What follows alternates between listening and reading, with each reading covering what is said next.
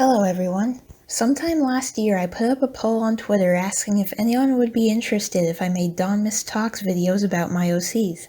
A lot of people liked this idea, so I'm finally doing it. I've always been super fond of my Warriors OCs. Most of them I've had since around 2013.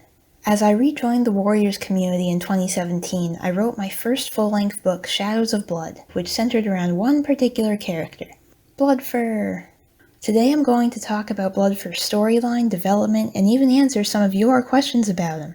Warning, this video briefly mentions fictional suicide. So, who is Bloodfur? His story begins on a devastating day in ShadowClan. A young couple, Poppywing and Reinhardt, are excited for the birth of their kits. But tragically, Poppywing bleeds to death while in labor, and it's believed no kits arrived.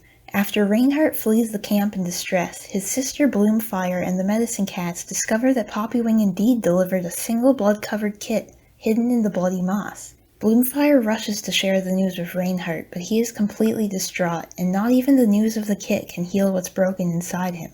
In his distress, he requests she name the kit Blood Kit, seeing it as nothing but a scrap of Poppywing's blood. He then kills himself by leaping into an occupied fox den. Bloodkit is raised by Bloodfur and her mate Flameheart and believes they're his true parents. Like any kit, he just wants to be a good warrior and feel valued in the clan, but he faces hostility and prejudice at every turn. The clan medicine cat Hawkfeather firmly believes that this blood-covered kit was a warning from StarClan, that one day Bloodkit will destroy ShadowClan. Though the clan is in agreement to hide his parentage and circumstances of birth, Bloodkit sees the way his clanmates look at him and whisper about him. He doesn't know what he ever did wrong and fears that even Depthstar hates him and won't make him a warrior. As Bloodpaw grows up, he works hard to prove himself an asset to ShadowClan, but not without struggle. His mentor Brownstripe sees him as a threat to the clan and doesn't train him properly at first, thinking he would use battle skills against them. He is teased about his name at a gathering by other apprentices and loses his kithood friends, Swiftpaw and Mistypaw. Bloodpaw is insecure and desperate to understand why his clanmates see him so differently, and how he can prove himself a good cat. One night, the medicine cats Dewstorm and Starfaith are attacked at High Stones, and after accompanying Depthstar to the scene and bravely going to ThunderClan for help, Bloodfur is named a warrior. He's overjoyed and feels he's finally earned the trust of his clanmates. Unfortunately, it doesn't last long. ShadowClan cats are being murdered out on their own territory, secretly by the ShadowClan Queen Poisonsap and her allies, who are working with a group of rogues called the Zerv's Army. Seeing how uncomfortable the clan already is around Bloodfur, Poisonsap openly accuses him of the murders, and to Bloodfur's horror, his clanmates quickly believe her and surround him. During the chaos, Poisonsap lets it slip that Flameheart is not Bloodfur's father, and at last he learns the truth about his birth. Bloodfur is shocked and angry to learn Flameheart and Bloodfur have lied to him all his life. His frustrations brew into fury, and with encouragement from Poisonsap's manipulative son Revengeheart, he decides he's suffered enough, and vows revenge on ShadowClan. He begins neglecting his duties, disowning his apprentice and kin Cardinal Paw, and refusing to speak to his foster parents. He joins Revengeheart and his friends in stealing prey from WindClan. Eventually, he's introduced to Zerv's army and given the task of leading an attack against the medicine cats in the Moonstone Cave. During this time, he reconnects with his kithood friend Misty Breeze, who is Revengeheart's mate and tied into Poisonsap's plot as well. Revengeheart is constantly pressuring her to have kits with him, a part of Poisonsap's plan to create more allies. Bloodfur loves her and sees the abuse she faces from Revengeheart, and a rivalry forms between them as he tries to stand up for her. Eventually, Bloodfur tries to kill the medicine cat Creamheart, but his former apprentice and foster brother Cardinal Paw jumps in the way and takes the killing blow. Bloodfur is stunned and devastated by the accident. His crime clear as day, Bloodfur is exiled from ShadowClan, and he goes to Zerv's army where he remains in a state of depression. He reflects on everything he's done, the cats who have loved and supported him, and he regrets the mistakes he's made.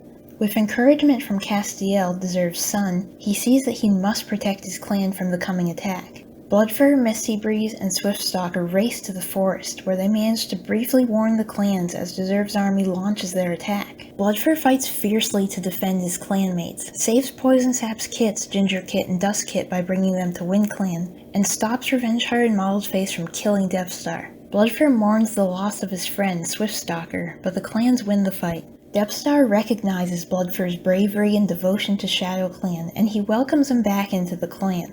He and many others apologize for the discrimination Bloodfur faced from them. While unconscious, Bloodfur dreams into StarClan, where they debate on whether he should eventually go to the Place of No Stars for his crimes. But when Bloodfur expresses his remorse and vows to spend the rest of his life loyal to ShadowClan, they agree he will have a place in StarClan someday.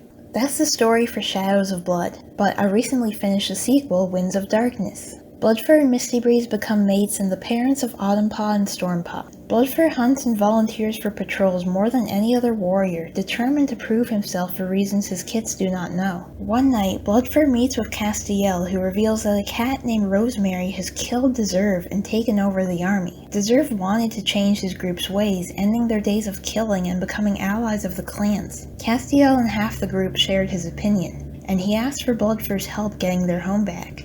Though Bloodfur feels a companionship with Castiel and sympathizes with the situation, he refuses to help and risks damaging the reputation he's worked so hard to rebuild.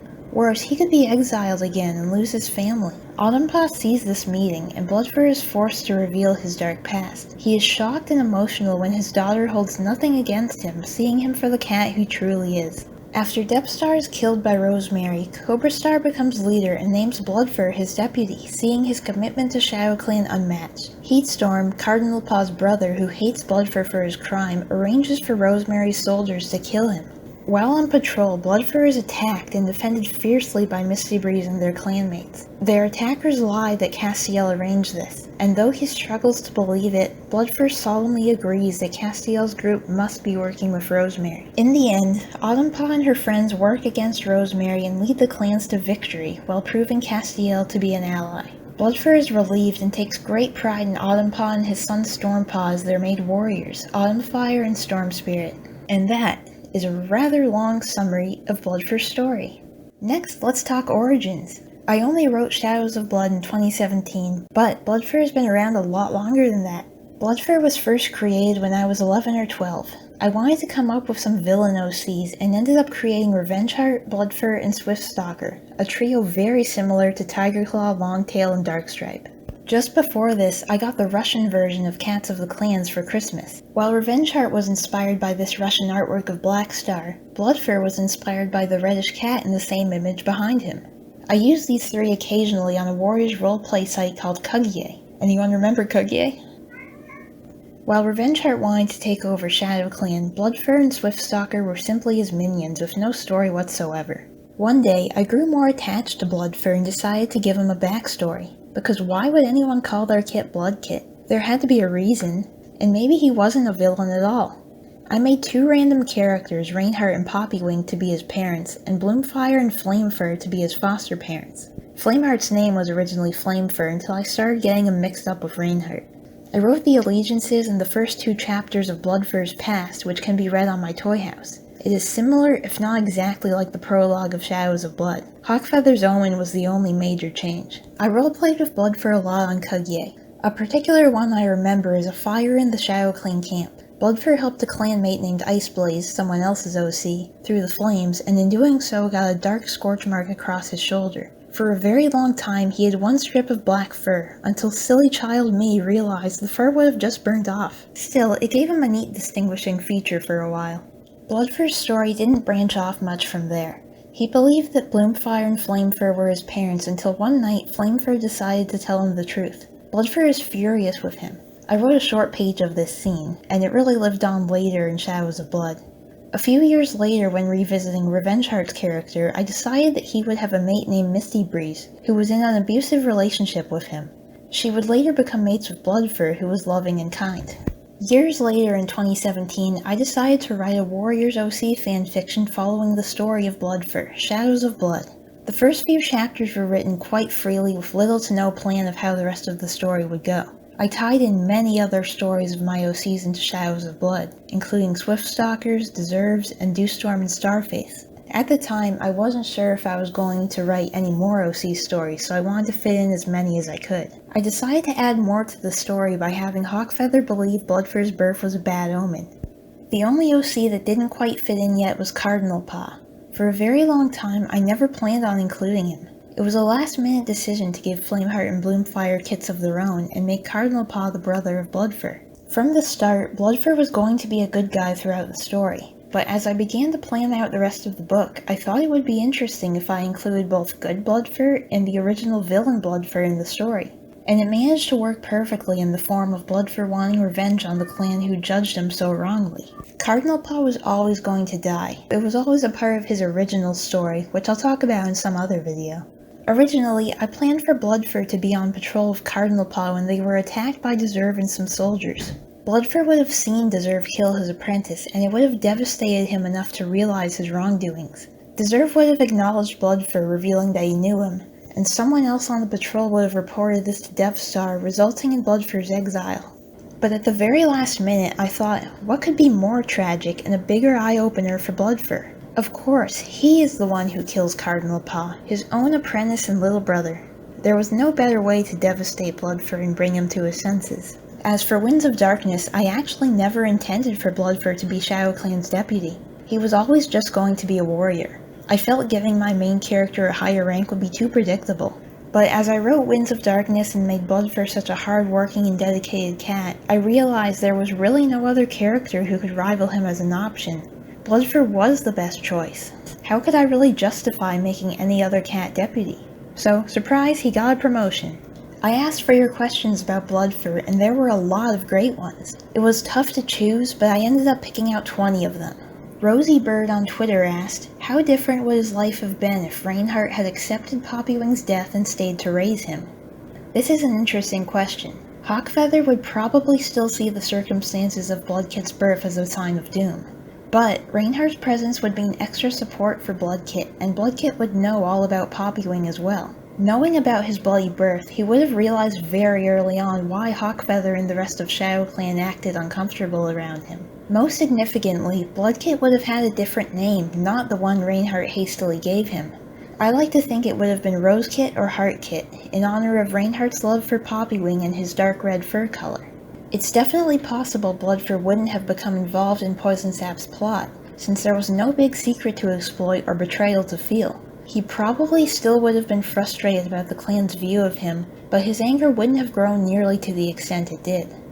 Andrew on Twitter asked, what does he think about his parents after everything? He's forgiven Bloomfire and Flameheart for keeping his origins a secret. He loves them very much and appreciates all they've done for him. As for Reinhardt and Poppywing, he feels a kinship with them, but he will always view Bloomfire and Flameheart as his true parents. CoolTC on Twitter asked, does he ever get visits and dreams from his parents or even Cardinal Paw? Because Bloodfur is a regular warrior, I'm thinking he hasn't had many StarClan visits since fulfilling the Shadows of Blood prophecy. It is possible it happens from time to time, like when Autumn Paw disappeared to go work with Castiel. I think Swiftstalker definitely offered Bloodfur some reassurance in a dream. Adela Shard on YouTube asked, when he goes to StarClan, will we see him reunite with his biological parents? Yes, Bloodfur will finally get to know Reinhardt and Poppywing in ways he never could in life. I like to think Bloodfur and Poppywing would hunt in treetops together. Children of the Birch on YouTube asked, when he joins StarClan, will he form a bond with Reinhardt, or would he be angry upset that he left him as a kid? Bloodfur already forgave Reinhardt for abandoning him. They will definitely form the bond they never could before. Though very late, Reinhardt will finally get to be the father he never was, and Bloodfur will enjoy getting to know him. Mossy on Twitter asked, what inspired you to create him back then? I talked about this a bit earlier in the video, but as for the initial creation, I was making Warriors OCs left and right.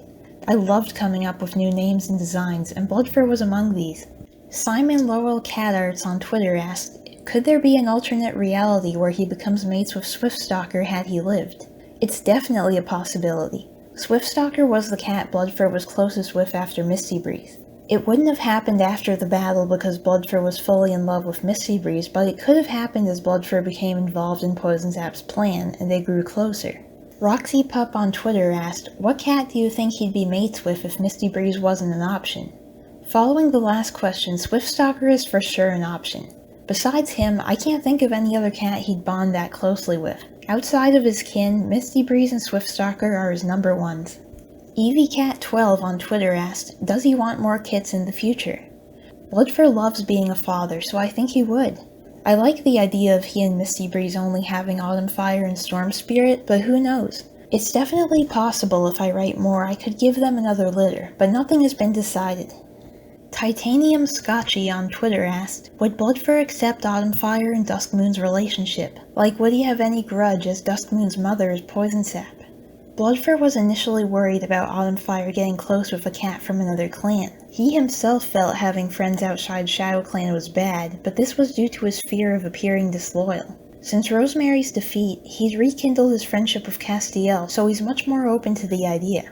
Even if his view hadn't changed, he loves Autumnfire and supports whatever makes her happy. He's seen how close she and Duskmoon are and would absolutely support their relationship. And he would never hold a grudge against Duskmoon for his parentage. Bloodfur knows very well how it feels to be judged for things beyond your control, and he sees someone for who they are. He himself took Duskmoon and Gingerfrost to Wind Clan in the first place to escape the possibility of prejudice in Shadow Clan.